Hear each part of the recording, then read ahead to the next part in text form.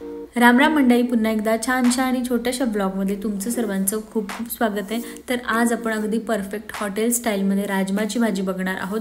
राजमा करताना खूप जणांना असे प्रॉब्लेम्स येतात की राजमा चिकट होतो किंवा राजमा गळून जातो ग्रेव्हीमध्ये किंवा राजमाची ग्रेव्ही थिक होत नाही किंवा राजमा शिजत नाही, असे खूप सारे प्रॉब्लेम्स होतात। तर आज मी काही टिप्स सांगणार आहे, त्या जर तुम्ही फॉलो केल्या तर अगदी परफेक्ट हॉटेल स्टाईलमध्ये राजमा तयार होईल। सो नक्की व्हिडिओ शेवटपर्यंत बघा आणि मी ज्या काही टिप्स सांगणार त्या नक्की फॉलो करा।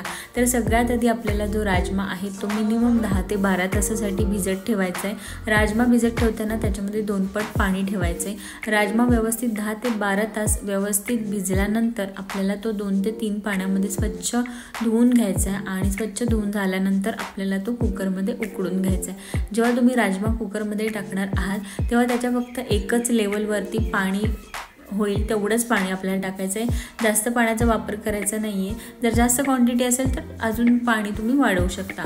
त्यानंतर राजमा शिजताना म्हणजे कुकरमध्ये जेव्हा आपण शिजवून घेणार आहोत तेव्हाच आपल्याला थोडंसं त्याच्यामध्ये मीठ टाकायचं आहे आणि थोडासा खायचा सोडा टाकायचा आहे। खायचा सोडा टाकल्यामुळे अगदी 4 शिट्ट्यांमध्ये परफेक्ट राजमा शिजून तयार होतो। आणि जेव्हा आपण कुकरमध्ये राजमा शिजून घेणार आहोत तेव्हा एक गोष्ट लक्षात ठेवायची की गॅस मोठा ठेवायचा नाही आहे, मीडियम गॅस ठेवायचा आहे। मीडियम गॅसवरती 4 शिट्ट्यांमध्ये अगदी परफेक्ट राजमा शिजून तयार होतो।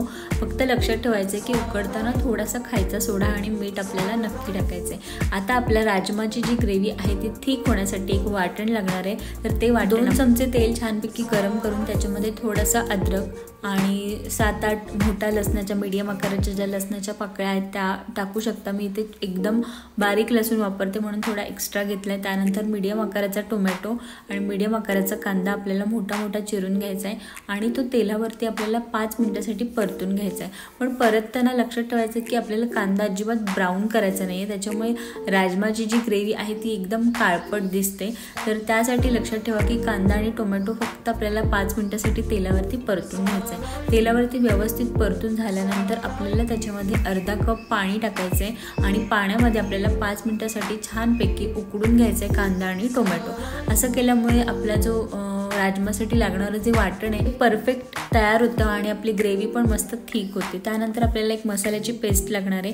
त्यासाठी इथे मी अर्धा चमचा हळद घेतलेली आहे, 1 चमचा आपल्याला धना पावडर घ्यायचे, अर्धा चमचा आपल्याला घ्यायचा आहे गरम मसाला, 1 पूर्ण भरलेला चमचा रेड चिली पावडर आणि अर्धा चमचा घरचा लाल मसाला आणि अर्धा चमचा कसुरी मेथी छान क्रश करून आपल्याला त्या मसाल्यामध्ये मिक्स करायचे। हे पूर्ण मसाले एकत्र केल्यानंतर त्याच्यामध्ये 2 ते 3 चमचे पाणी टाकून त्याची पेस्ट छान तयार करायची।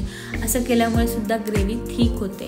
तर इथे छानपैकी मसाल्याची पेस्ट आपली तयार झालेली आहे। 5 मिनिटासाठी कांदा टोमॅटो छानपैकी आपण उकडून सुद्धा घेतलेला आहे। असं केल्यामुळे कांदा टोमॅटो कच्चा राहत नाही। कधी कधी खूप जण कच्चा कांदा टोमॅटो ग्राइंड करून मग तो तेलावरती परततात, पण त्याच्यामुळे थोडासा ग्रेव्हीला ना एक स्मेल येतो कांद्याचा। त्याच्यामुळे तुम्ही अशी पद्धत नक्की ट्राय करा, ह्याच्यामुळे कांद्याचा स्मेल ग्रेव्हीला येत नाही आणि ग्रेव्ही थिक होते। तर इथे अगदी 4 शिट्ट्यांमध्ये परफेक्ट राजमा उकडून तयार झालेला आहे, तुम्ही बघू शकता।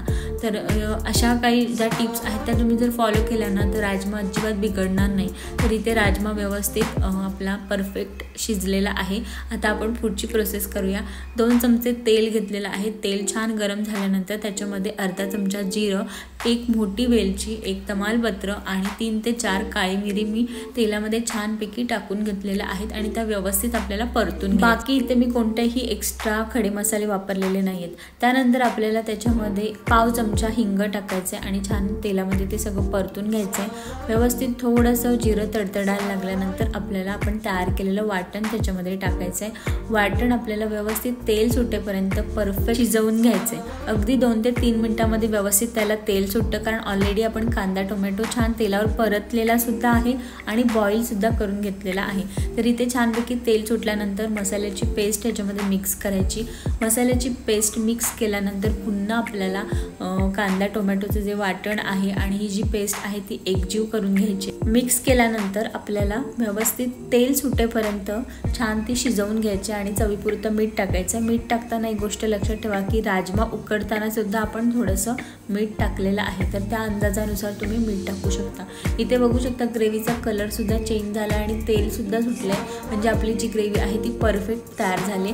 याच्यामध्ये मी फक्त ज्या पाण्यामध्ये आपण राजमा उकडून घेतलं तेच पाणी टाकलंय आणि हे पाणी आपल्याला 5 ते 7 मिनिटांसाठी छान उकळून द्यायचं आहे आणि त्यानंतर आपल्याला त्याच्यामध्ये राजमा टाकायचा आहे। जर तुम्ही राजमाचं पाणी आणि राजमा एकदा जेव्हा टाकतो ना आपण, तेव्हा खूप वेळ उकळला जातो तो आणि त्याच्यामुळे काय होतं, राजमा पूर्ण ग्रेव्हीमध्ये गळून जातो। त्याच्यामुळे जर तुम्ही नवीन करत असाल आणि तुम्हाला अंदाज नसेल ना, तर या टिप्स सगळ्या फॉलो करा, त्याच्यामुळे राजमा अगदी परफेक्ट तयार होईल।